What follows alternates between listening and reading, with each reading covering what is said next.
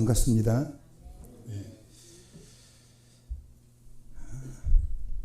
오늘도 하나님의 은혜의 보좌 앞에 나오신 여러분들을 환영하고 축복합니다.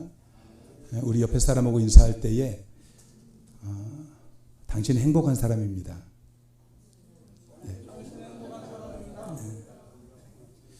여러분, 가장 큰 행복이 무엇인 줄 아십니까? 가장 큰 행복은 두 가지 만남이 있어야 돼요. 첫 번째는 예수님을 만나야 돼요. 두 번째는 좋은 목사님을 만나야 돼요. 여러분, 예수님 만나셨죠? 네. 또 좋은 목사님 만나셨죠? 네. 그러면은 행복해요, 안 행복해요? 네, 여러분 행복한 사람인 줄 믿으시기 바랍니다. 저는 김양홍 목사님을 만나기 전에는 제가 제일 훌륭한 목사인 줄 알았어요. 근데 우리 김양홍 목사를 만나보니까 저보다 훌륭한 목사님이 계시더라고요. 아멘? 네, 제가 믿기로는 우리나라에서 제일 훌륭한 목사님. 여러분 그렇지 않습니까? 네. 여러분 제일 행복한 교회가 우리 등대교회다. 믿으시기 바랍니다. 네, 제일 행복한 사람이 바로 나다. 네. 특별히 여러분에게 감사를 드리고 싶어요. 저희가 예배당 건축을 지금 진행 중인데 여러분들이 지난번에 부흥회를 하시고 부흥회 헌금을 모아가지고 저희 교회에 건축 헌금을 보내주셔가지고 저희가 너무 이제 감격하고 감동했어요. 하여튼 목사님 만나 뵐 때마다 여러분들 자랑을 얼마나 많은지 하는지 몰라요. 여러분들이 어떻게 예수님을 만나고 어떻게 변화되어지고 어떻게 세워지고 또 어떻게 하나님 앞에 헌금을 드리고 또 봉사하고 헌신하고 그런 이야기를 들으면서 저도 참 감동이 되어지고 또 지난번에 또 우리 목사님 목포 오셔가지고 여러분들 이야기를 쭉 나누어 주셔서 저희 성도들이 또 많이 은혜를 받았습니다. 여러분이 정말 행복한 성도인 것을 믿으시기 바랍니다. 또 우리 등대교회가 가장 행복한 교회다 믿으시기 바랍니다.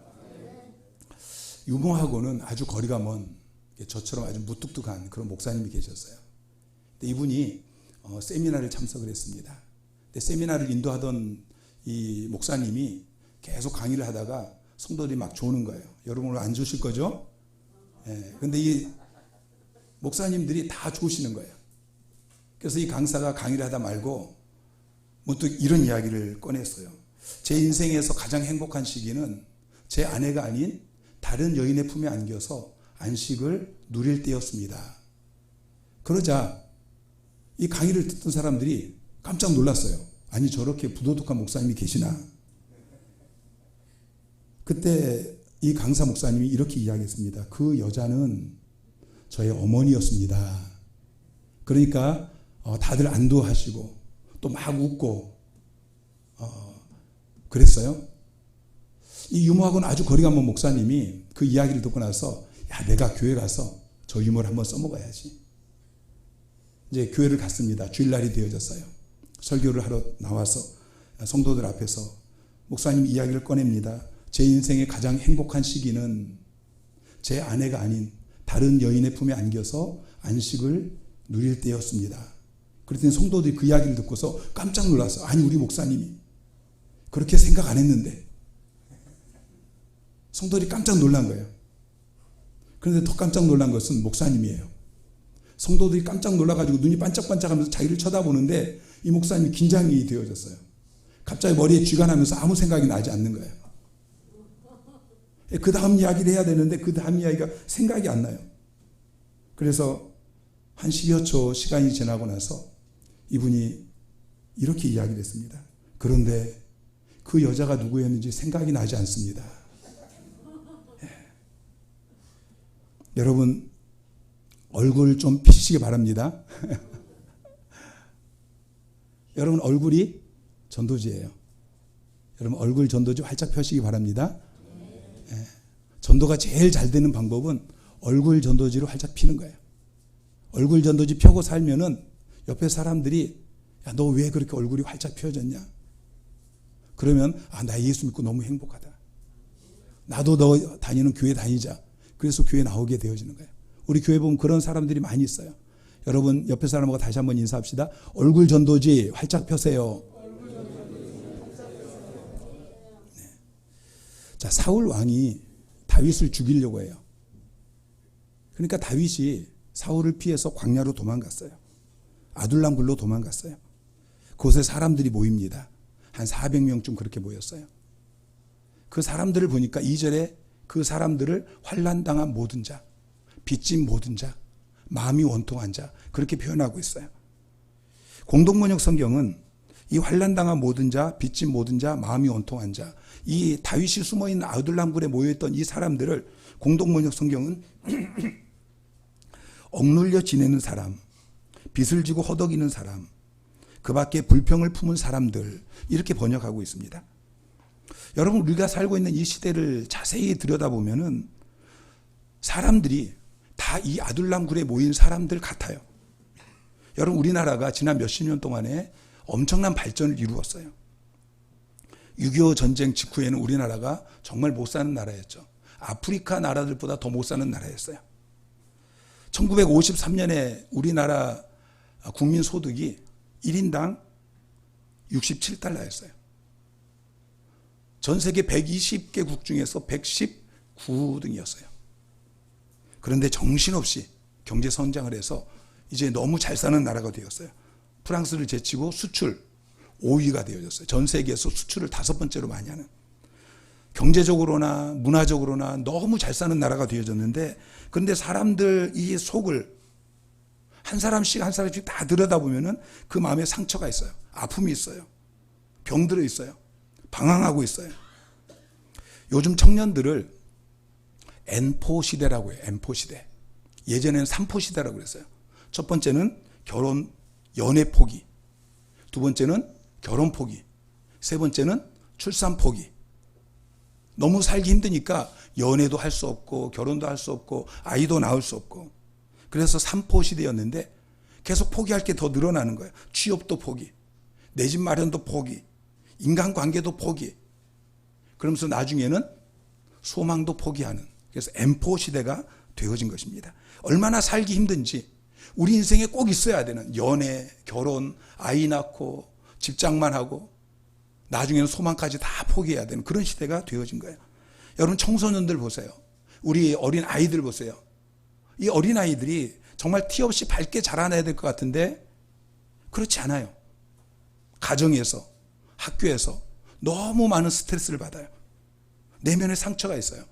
저희 교회는 금요일이면은 아이들이, 초등학생 또 아주 어린 아이들도 강단에 나와서 무릎을 꿇고 안수 기도를 받아요.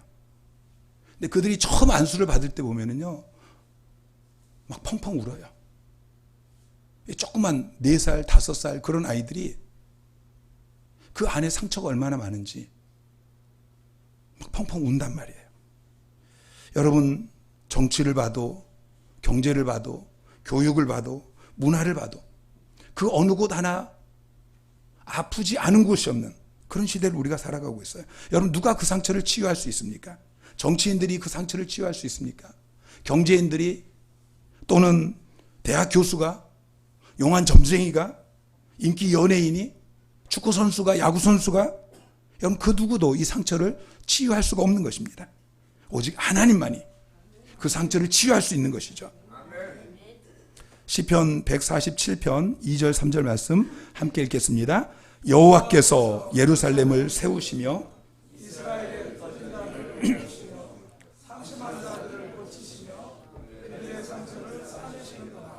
예, 하나님께서 흩어진 자를 모으시고 마음이 상심한 자를 고치시고 그들의 상처를 싸매신다라고 이야기하고 있습니다. 하나님이 이 상처를 치유하시는 분입니다.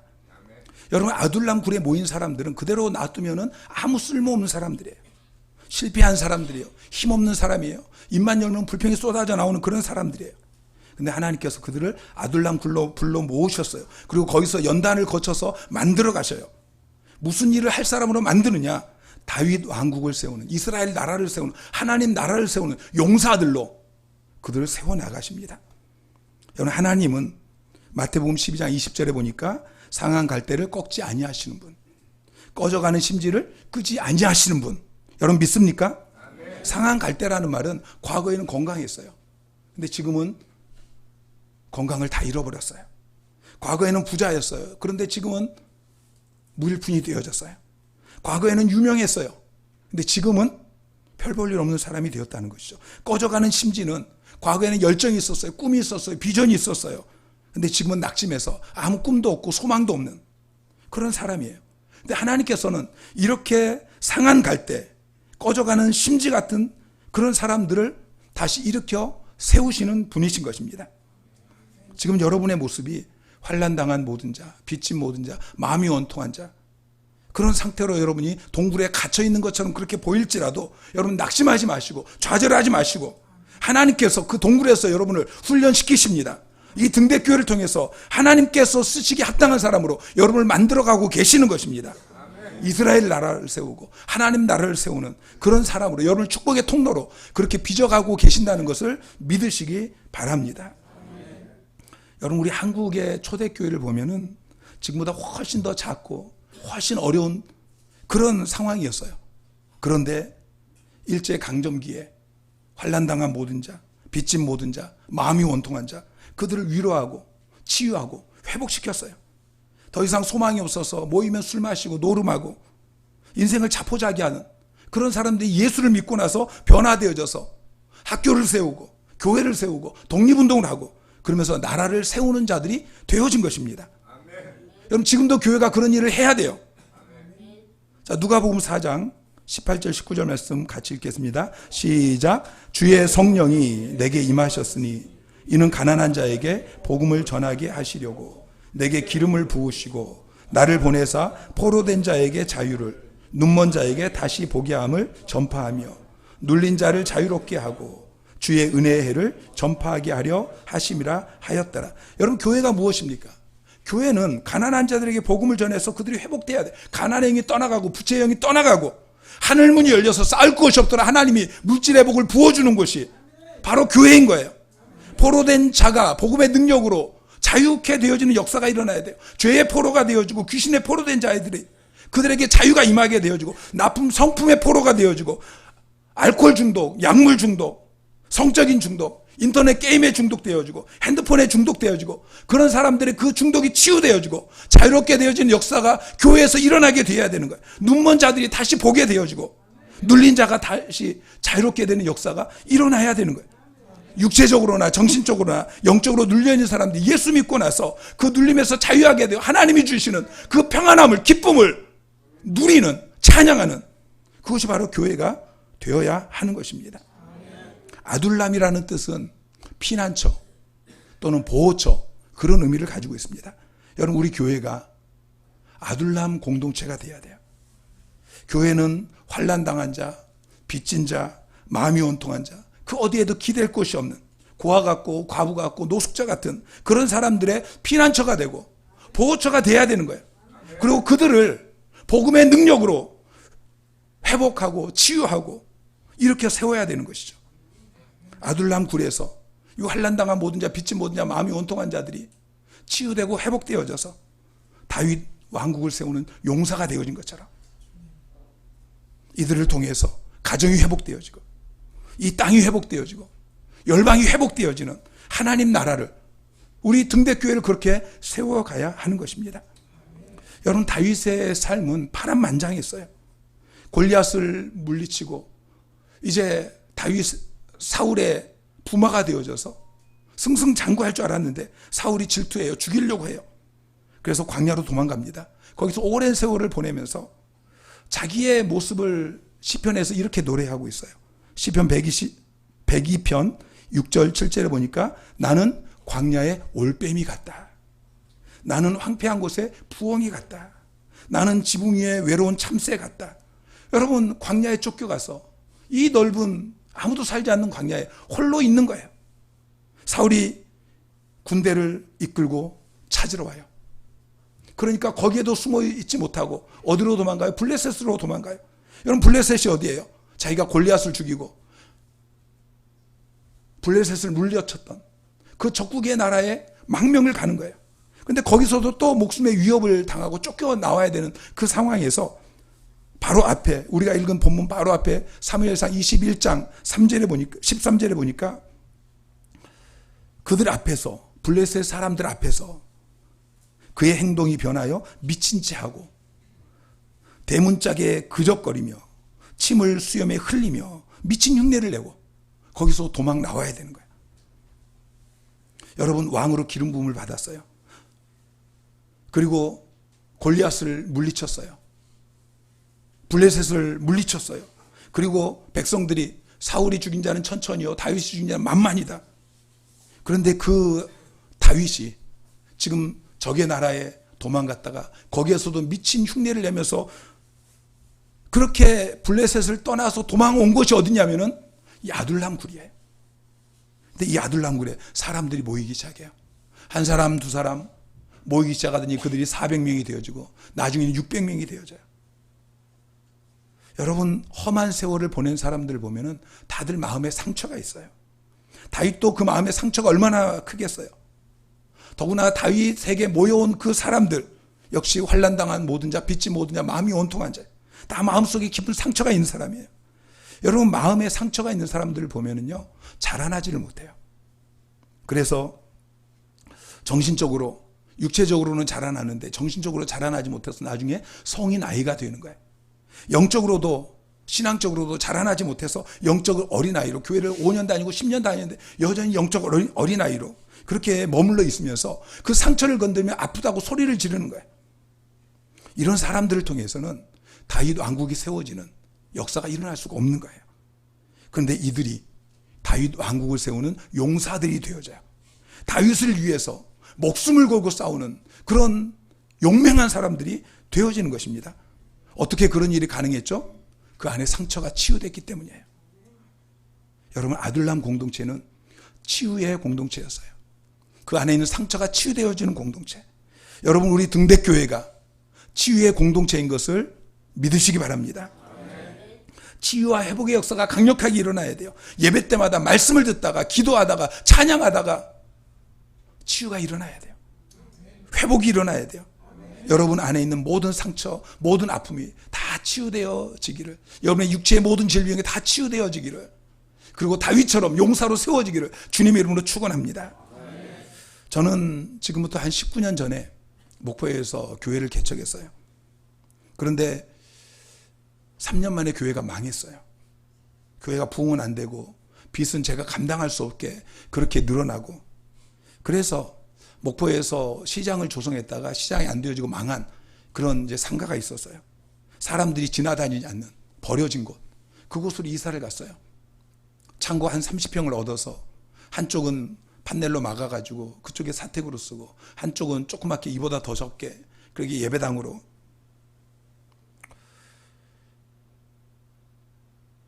밤이면은 사람들이 거기다 쓰레기를 갖다 막 버려요. 막 트럭으로 쓰레기를 갖다 버려요. 바로 옆에 붙어있는 창고에서는 쓰레기가 썩어가지고 어느 날 보면 구더기들이 막 바글바글 그렇게 우리 집으로 막 들어와요. 아침에 잠을 자고 눈을 뜨면은 쥐가 그 옆을 막 지나다녀요. 수도 요금을 내지 못해서 수도가 단수가 되어지고, 차압이 들어와가지고 빨간 딱지가, 뭐 살림이라고 변변치도 않은데 거기에 빨간 딱지가 붙어있고, 몇 년을 그렇게 살았어요. 저희 자녀가 초등학교 다니는 아이들이 셋이 있었는데 그 아이를 데리고 그렇게 살고 있었어요. 완전히 망한 줄 알았어요. 근데 하나님이 회복을 시켜주시더라고요. 전도가 되어지고 교회가 부흥되어지고, 그러면서 지금의 예배당으로 이사를 갔어요. 지금 예배당 기적같이 200평 되어지는 그 예배당으로 이사가고, 거기에 한 400여 명이, 아유 감사합니다. 이렇게 박수 쳐주는 교회는 등대교회밖에 없어요. 감사합니다. 거기 지금 한 400여 명의 아이들까지 그렇게 모여가지고 예배를 드리는데 너무 비좁아서 이제 건축을 하기 위해서 땅을 사놓고 이제 한 700평 그렇게 예배당을 지으려고 준비 중에 있어요. 그리고 그 교회를 통해서, 그 교회 공동체를 통해서 하나님께서 사람들을 회복시키는 일을 하고 계셔요. 저희 교회에 오는 성도들도 보니까 처음엔 겉은 멀쩡했는데 들여다보니까 다 환난당한 모든 자, 빚진 모든 자, 마음이 온통한 자, 그런 사람들이에요. 그런데 교회 안에서 그들이 회복되어져요. 우울증이 심해서 약을 먹고 더 심해서 자살하려고 하고 그런 사람들이 회복이 되어져요. 그러면서 이제 너무 행복하다고 고백해요. 최근에 교회에 나온 사람들을 보니까 다 가정에 깨어진 사람들이에요. 별거 하는 사람, 이혼한 사람들. 그런데 그런 분들이요, 거의 대부분이 교회 나오고 나서 몇 달 지나지 않으면 가정이 회복되어져요. 부부관계가 회복되어져요. 이혼했던 가정들이 다시 합쳐요. 자녀들 그렇게 말썽 부리던 아이들이 관계가 회복되어져요. 부모와 자녀들의 관계가. 최창석 집사님이 계시는데 그분은 이의가 하나도 없어요. 여러분, 이가 하나도 없으신 분 계신가요? 그분은 이가 하나도 없어서 지금 이를 전부 심는 임플란트 수술을 하고 있는데요. 이분은 괜찮은 대학교를 다녔어요. 괜찮은 대학교에서 컴퓨터를 전공했어요. 한 30년 전에. 군대도 장교 출신이에요. 그분이 부모님의 희망이었고 가정의 희망이었어요. 그런데 어느 날 문득 자기가 자기를 돌아보니까 가정에 가장 큰 짐이 되어 있는 거예요. 가정은 이혼했어요. 신용불량자가 되었어요. 술꾼이에요. 그리고 도박꾼이에요. 날마다 술 마시고 인터넷으로 도박을 하고 그러면서 폐인처럼 사는 거예요. 이빨이 하나도 없어요. 얼마나 그렇게 살았는지. 그런데 우리 교회를 나오고 나서 몇 달이 안 되어져서 술 끊었어요. 담배 끊었어요. 도박 끊었어요. 지금은 몇 년 안 됐는데 빚 다 갚았어요. 신용이 회복되어졌어요. 그리고 저축한 것으로 지금 2천만 원을 들여가지고 이 이빨 공사를 하고 있어요. 이분이 나이가 50이 넘어서 새로운 비전이 생겼어요. 평신도 리더로 이제 평생 자기 같았던 그 사람들에게 복음을 전하고 그들을 말씀으로 양육하고 그들을 또 다른 리더로 세운, 그러기 위해서 밤늦게 훈련받고요. 이렇게 하나님 나라를 함께 세워나가는, 교회 공동체를 회복의 공동체로 함께 세워나가는 그런 용사로 지금 세워져 가고 있어요. 최은희 권사님이라고, 이분은 20년 전에 예수를 믿었어요. 그분이 날마다 아파트 이 아주머니들하고 술 마시고 화투치고 몇 번을 자살하려고 하고 그러다가 저희 부부를 만나고 예수를 믿고 그러고 나서 인생이 변화되어졌어요. 그때부터 전도하기 시작해요. 지금도 그때 미친 게 20년이 지났는데 지금도 미쳐 있어요. 남편이 처음에는 예수 믿고 삶이 변했다고 너무 좋아하더니 조금 지나니까 너무 미쳤다고. 날마다 교회로 전화해서 저한테 막 욕하고 교회 불질른다고 쫓아오고 저녁 늦게 집에 들어가면 칼 들고 죽인다고 막 쫓아와서 맨발로 도망다니고 그러면서도 새벽기도 나오고요. 그리고 또 나가서 전도를 해요. 이분은 20년 동안 그 미친 게 아직도 미쳐 있어요. 그분은 옛날에 자기 같았던 사람을 보면은 마음이 막 견딜 수 없대요. 그래서 그 사람들이 찾아가는 거예요. 저 사람도 술 마시고 도박하고 자살하려고 하는 저 사람도 나처럼 예수 만나면 변화될 텐데, 행복해질 텐데, 그러니까 찾아가는 거예요. 여러분, 이런 사람들이 교회 안에 셀 수 없이 많이 있어요. 교회 나오고 몇 달 안 되어져서 새가족 학교를 마치고 나면은 다들 눈물 흘리면서 간증을 해요. 예수님 만나고 나서 삶이 변했다고, 너무 행복하다고. 여러분, 교회는 이런 곳입니다. 교회는 이런 역사가 일어나야 돼요. 우리 등대교회 가운데 이런 역사가 일어나고 있다는 것을 듣습니다. 더 많이 일어나야 돼요. 여러분을 통해서 이 교회가 더 위대한 교회로 세워지고 더 많은 사람들이 회복되는 역사가 일어나야 되는 것입니다. 아둘람에 모여든 이 무리들에게는 마음의 상처가 있었어요. 분노가 있었어요. 그런데 이 마음의 상처와 분노에 묶여서 살면 안 되는 거예요. 분노로 묶여 살던 삶에서 자유케 되어지는 방법은 한 가지밖에 없습니다. 그것은 용서하는 거예요. 여러분, 용서하시기 바랍니다. 용서하면 내 상처가 치유되어져요. 용서하면 이 속의 분노로부터 자유하게 되어지는 것입니다. 물론 용서는 쉽지 않은 일이에요. 그래서 스티븐 체리가 쓴 책의 제목이 용서라는 고통이에요. 용서라는 고통. 그 책에서 이렇게 이야기해요. 용서는 아름다운 일이 아니다. 용소는 옆구리에 박혀있는 창을 내 손으로 뽑아내는 것처럼 고통스러운 일이다. 그렇게 이야기했어요. 여러분, 용서는 힘들어요. 그럼에도 불구하고 우리가 용서를 해야 돼요. 왜냐하면 용서해야 내 상처가 치유되어지고 내가 분노로부터 자유하게 되어지고 내가 다윗의 용사들처럼 세워질 수 있기 때문인 것이죠. 무엇보다도 여러분 자신을 용서하세요. 과거에 내가 실패했던 것, 이걸 용서하세요. 지금 나의 무능력한 모습을 용서하세요. 끊어지지 않는 나의 게으름, 연약함, 죄, 이런 것들을 용서하세요. 하나님은 여러분을 용서하셨을까요? 안 하셨을까요? 용서하셨어요. 다 용서하셨어요. 그러니까 여러분도 여러분을 용서하셔. 하나님도 용서하셨는데 여러분도 용서하시기 바랍니다. 여러분에게 상처를 준 사람들을 용서하세요. 여러분의 부모를 용서하세요. 여러분 남편을, 여러분 아내를 용서하세요. 여러분 이웃을 용서하세요. 교회 안에서도 여러분을 자꾸 힘들게 하는 사람들이 있으면 그 사람을 용서하세요. 여러분, 용서가 뭐냐면은 그 사람에게 던지려고 내 마음에 있는 돌을 내려놓는 거예요. 여러분, 우리 마음에 돌이 얼마나 많은지 몰라요. 내 마음밭이 돌밭이에요. 그래서 사람들을 만나면 계속 돌을 던져요. 입을 열면은 돌이 날아가죠. 야, 이 XYZ야. 네. 여러분 안 그러시죠? 눈으로 막 돌을 던져요. 째려봐요. 그 사람만 보면 눈을 팍 피해버려요. 어떤 사람은 핸드폰을 들고서 막 문자로, 카톡으로 막 돌을 날라요. 여러분, 이 돌을 제거해야 되는 것입니다.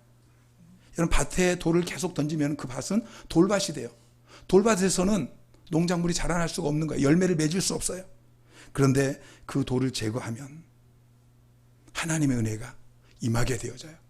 여러분, 가정이 돌밭이 되면 안 됩니다. 여러분의 마음도 돌밭이 되면 안 되고, 여러분 가정도 돌밭이 되면 안 돼요. 이 교회도 돌밭이 되면 안 돼요. 저희 아버지가 목회를 하시다가 은퇴를 하셨어요. 그리고 필리핀에 선교사로 나가셨는데, 그래서 몇 년 전에 제가 그곳을 방문했습니다. 근데 아버지가 그곳에서 농사를 지으셔요.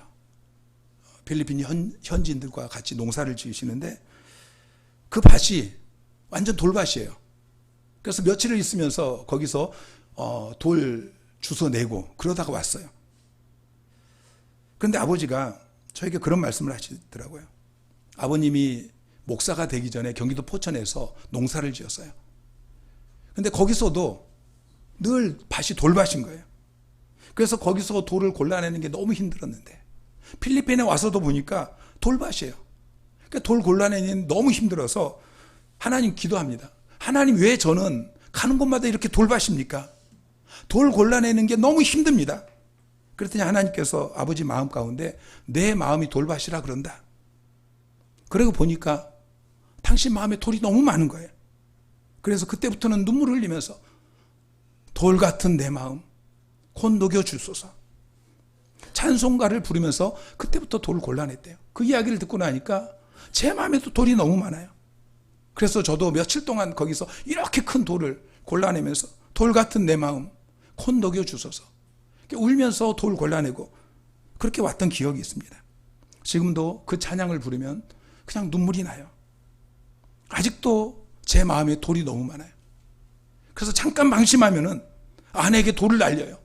입으로 돌을 날리고 눈으로 돌을 날리고 자식에게도 돌을 날려요. 성도들에게도 보면 돌을 막 날리고 있어요. 여러분, 우리 안에 있는 이 돌을 골라내야 됩니다. 돌 같은 내 마음 곧 녹여 주소서. 이건 찬양하면서 또 몸부림치면서 기도하시기를 바랍니다. 나에게 상처를 준 사람을 용서할 수 있게 해달라고 그렇게 기도하세요. 그럼 내 마음의 분노가 치유되어져요. 내 상처가 치유되어져요.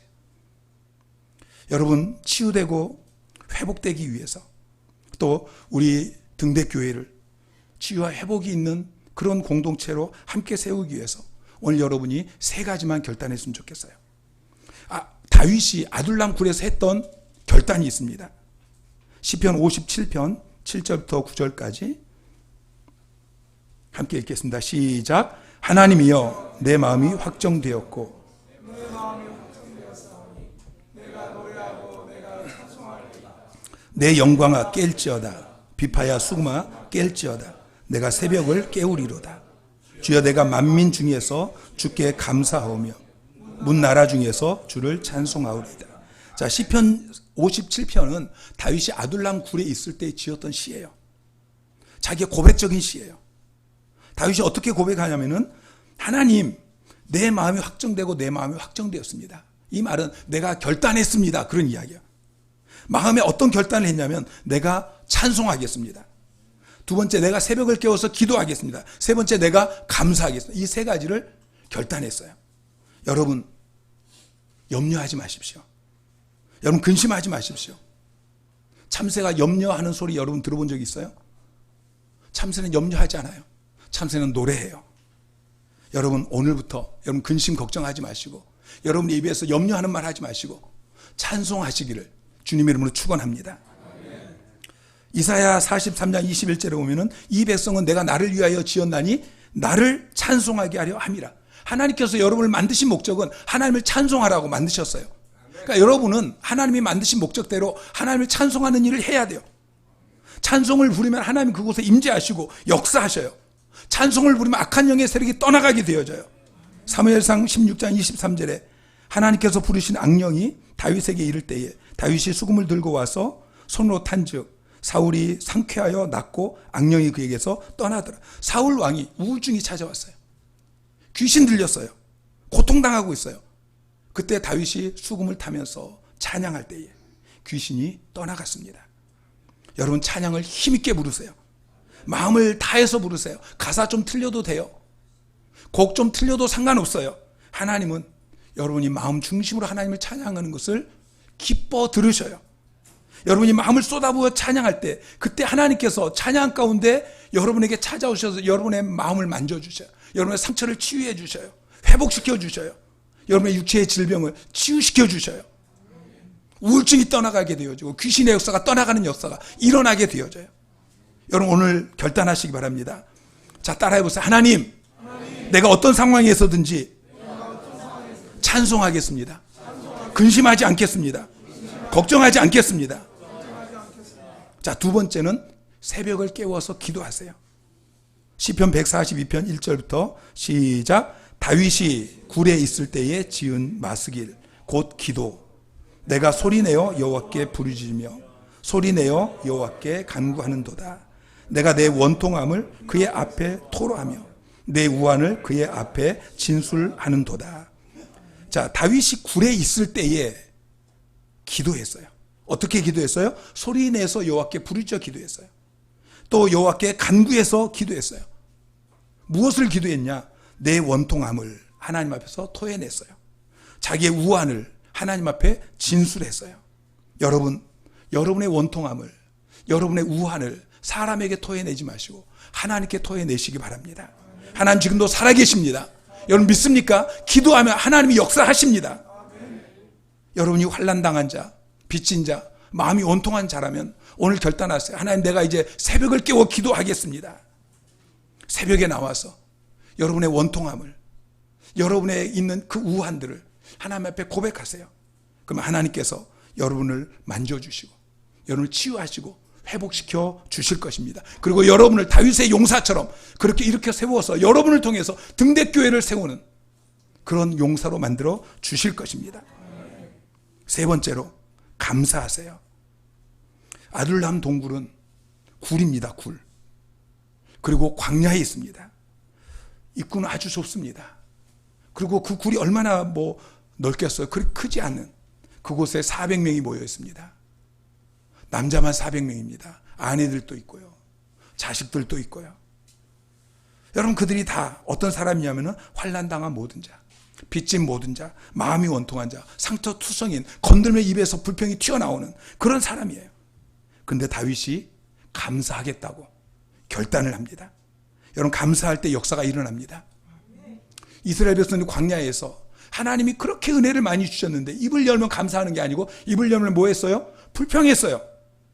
그러니까 그들이 가나안 땅에, 축복의 땅에, 하나님이 그들에게 약속하신 젖과 꿀이 흐르는 땅에 들어가지 못한 거예요. 광야에서 헤매다가 죽었어요. 핑크 대왕 펫이라는 서양 동화에 나오는 왕이 있습니다. 그 사람은 핑크색을 너무 좋아하는 거예요.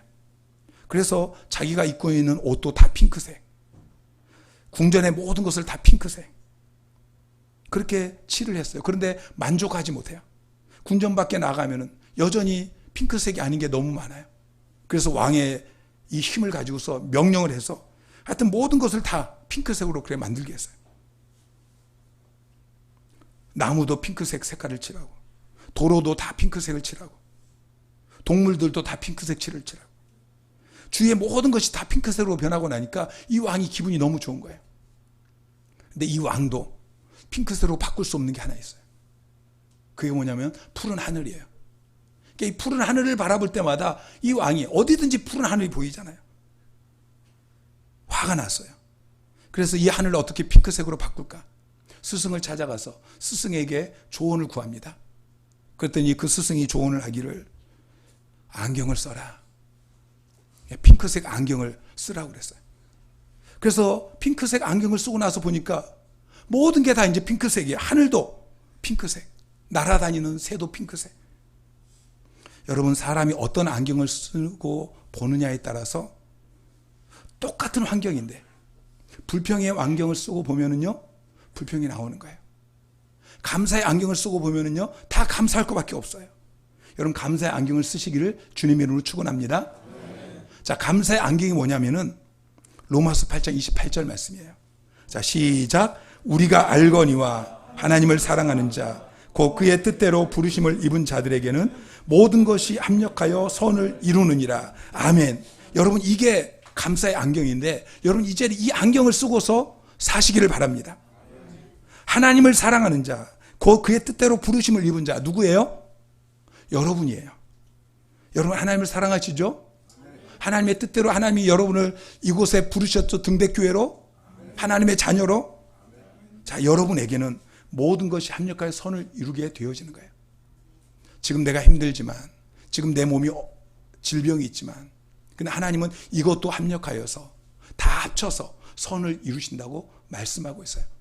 지금 이게 이해가 안 되어지는데, 저도 교회가 망할 때는 그게 저에게 저주인 줄 알았어요. 내 인생에 다 망한 줄 알았어요.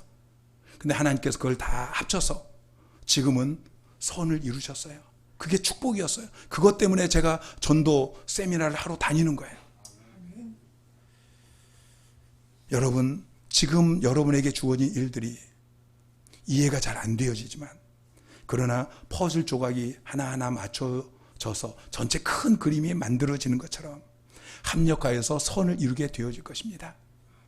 그 믿음을 가지고 여러분에게 주어지는 하루하루를 바라보는 것, 이게 감사의 안경인 것입니다.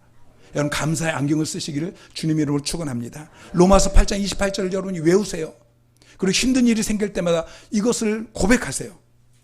그리고 입에서 계속 감사를 고백하세요. 유태인들은 자기 자녀들의 이 입에서, 혓바닥에서 감사합니다, 그 말이 버릇이 들기까지는 아무 말도 가르치지 않는다고 이야기합니다. 그리고 이게 감사합니다 입에 버릇이 들지 않으면 매를 아끼지 않고 자녀들을 가르쳤다고 그래요. 여러분의 인생이 치유되고 회복되기를 원하십니까? 여러분이 다윗의 용사들처럼 그렇게 교회를 세우고 하나님 나라를 세우는 그런 용사로 세워지기를 원하십니까? 그럼 오늘부터 감사를 결단하시기 바랍니다. 자, 따라해 보세요. 하나님, 내가 원망하지 않겠습니다. 내가 불평하지 않겠습니다. 어떤 상황에서든지 감사하겠습니다. 여러분, 계속해서 감사를 연습하시기 바랍니다. 자, 오늘 세 가지 여러분 결단하시기 바랍니다. 첫 번째는 찬송하겠습니다. 내가 어떤 상황이든 찬송하겠습니다. 두 번째는 새벽을 깨워서 내가 기도하겠습니다. 세 번째는 감사하겠습니다. 그리고 그 이전에 용서하세요. 여러분 자신을 용서하시고 여러분 주위의 사람들을 용서하시는 여러분 되시기를. 그래서 여러분들이 정말 하나님의 은혜로 치유되고 회복되어지고 용사로 세워지고 여러분들이 힘을 모아서 이 등대교회를 정말 치유와 회복이 있는 그런 교회 공동체로 세워나가는 역사가 일어나게 되기를 주님의 이름으로 축원합니다. 기도하겠습니다. 하나님 아버지, 감사합니다. 하나님께서 뜻이 있어 등대교회를 세우셨습니다. 이 교회를 통해서 하나님께서 수많은 영혼들을 치유하시고 회복하셨습니다. 하나님 더 놀라운 역사들이 날마다 일어나게 하여 주십시오.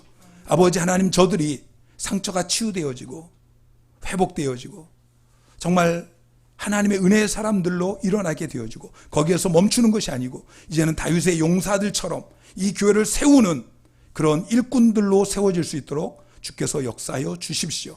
아버지 하나님, 이 등대교회를 통해서 아버지 하나님 마지막 때까지 정말 수많은 영혼들이 치유되고 회복되는 역사가 강력하게 일어나게 하여 주시옵소서. 예수님 이름으로 기도하옵나이다. 아멘.